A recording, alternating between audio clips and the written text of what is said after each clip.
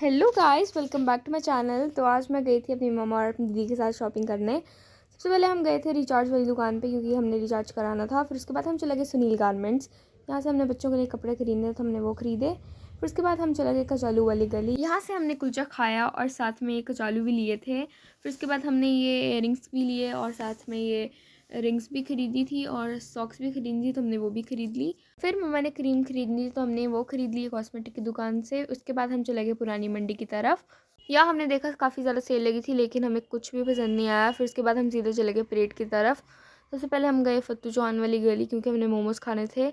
हमने यहाँ से मोमोज़ लिए और हमें काफ़ी ज़्यादा अच्छे लगे। फिर उसके बाद हम सीधे चले गए ऊपर की तरफ क्योंकि मैंने अभी ड्रेस लेनी थी तो हमने ड्रेस देखी। हमने काफ़ी ज़्यादा दुकानें देखी थी लेकिन हमें कुछ पसंद नहीं आ रहा था।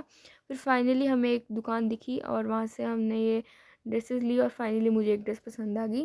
फिर उसके बाद हम चले गए टॉय शॉप पे और हमने यहाँ से काफ़ी ज़्यादा टॉयज़ खरीदे क्योंकि बर्थडे था तो हमने गिफ्ट्स देने थे। फिर उसके बाद हमने ये मंदिर का कपड़ा भी ख़रीदना था तो हमने ये वाली दुकान पे गए थे और हमने यहाँ से ये मंदिर का कपड़ा ख़रीदा था क्योंकि अगले दिन शिवरात्रि थी।